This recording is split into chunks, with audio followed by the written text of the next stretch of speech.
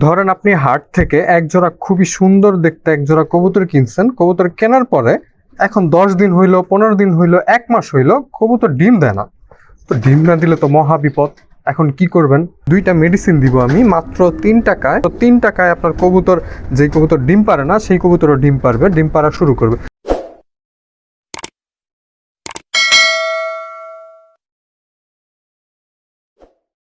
ধরেন আপনি হাট থেকে একজোড়া খুবই সুন্দর দেখতে একজোড়া কবুতর কিনছেন। কবুতর কেনার পরে এখন 10 দিন হইলো, 15 দিন হইলো, 1 মাস হইলো, কবুতর ডিম দেয় না। তো ডিম না দিলে তো মহা বিপদ। এখন কি করবেন? এটা সমাধান কি? অনেকেই নতুন যারা কবুতর পালেন তারা হয়তো বা সমাধান জানেন না। তো শুরুতে যেটা করবেন, কবুতর কিনে নিয়ে আসার পরে আপনারা চেষ্টা করবেন কবুতরগুলার কৃমি কোর্স করানোর। যার কাছ থেকে নিয়ে আসবেন উনি যদি করায় রাখে সেই ক্ষেত্রে তো ভালোই, আর যদি সে না করায় রাখে অবশ্যই অবশ্যই আপনারা কৃমি কোর্সটা করাবেন। কৃমি কোর্সটা করানোর পরে 10 দিনের মতো গ্যাপ দিবেন। গ্যাপ দেওয়ার পরে 2টা মেডিসিন দিব আমি মাত্র 3 টাকায়।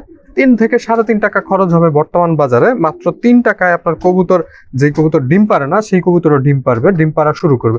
তো এই মেডিসিনটা মূলত মাদিকে দিবেন। নরের সমস্যা হইলে ডিম পারবে কিন্তু ডিম জমবে না, ডিম থেকে বাচ্চা হবে না। আর মাদি যদি ডিম না পারে সেই ক্ষেত্রে ওইটা টোটালি মাদির সমস্যা। তো মাদির সমস্যাটার কারণে মাদিকে ওষুধটা দিবেন। তো কৃমি কোর্স করানোর পরে যেই ওষুধ 2টা খাওয়াবেন ওইটা 3 টাকা পড়বে প্রতি পিস ওষুধ। ধরেন এই যে একটা ওষুধ, এটা পড়বে 1 টাকা, এটা পড়বে 1 টাকা। এইটার সাথে আরো একটা ওষুধ খাওয়াবেন। এই ওষুধগুলা আপনারা 7 দিন খাওয়াবেন। একটানা খাওয়াইলে সবচেয়ে ভালো হয়। আপনারা চাইলে গ্যাপ দিয়েও খাওয়াইতে পারেন কবুতরের বয়স অনুযায়ী। তো এই ওষুধগুলা খাওয়াবেন। এই ওষুধগুলোর নাম আমি ভিডিওর শেষে বলে দিব। তার আগে আপনাদেরকে খাওয়ানোর নিয়মটা বলে দিই। এই ওষুধ তো শুরুতে আমরা যেই ওষুধটা দিব এইটার নাম হইলো ক্যালটেট। ক্যালটেট আমরা 1 পিস খাওয়াবো প্রতিদিন, এরকম করে 7 দিন। আর যে কবুতরের সমস্যা আছে শুধুমাত্র সেই কবুতরকে 7 দিন খাওয়াবেন। এছাড়া যদি আপনারা চান ডিমের সাইজ বড় করতে, বাচ্চার হেলথ যেন বড় হয়, সেই ক্ষেত্রে দেখা যায় আপনারা সপ্তাহে 2 দিন খাওয়াইতে পারেন। জাস্ট সাইজ বড় করার জন্য, ডিমের সাইজ এবং ডিমের কোয়ালিটি বড় করার জন্য, কবুতরের পুষ্টিগুণ ঠিকঠাক রাখার জন্য এইভাবে করে খাওয়াই দিবেন। ব্যাস, এই একটা ওষুধ খাওয়াই দিলেন। আর তারপরে হইলো আপনার খাওয়াবেন কট লিভার অয়েল। তো এই কট লিভার অয়েলটা 1 পিস খাওয়াবেন। তো সাবধানে থাকবেন যেন এটা মুখের মধ্যে ফাইটা না যায়। অনেকে ফাটায় খাওয়ায়, তো ওইটার কি হয়, যে অয়েলটার মধ্যে প্রচুর পরিমাণের দুর্গন্ধ থাকে। ওইটা মুখের এইখানে লাগিয়ে থাকলে বিভিন্ন ধরনের পোকা কবুতরকে অ্যাটাক করতে পারে। তো এই অ্যাটাক থেকে বাঁচার জন্য চেষ্টা করবেন এটা একদম আলাম খাওয়াই দেওয়ার জন্য। এটা কিন্তু পেটের মধ্যে গেলে অটোমেটিক গইলা যাবে। তো এই 2টা ওষুধ আপনারা 7 দিন খাওয়াবেন।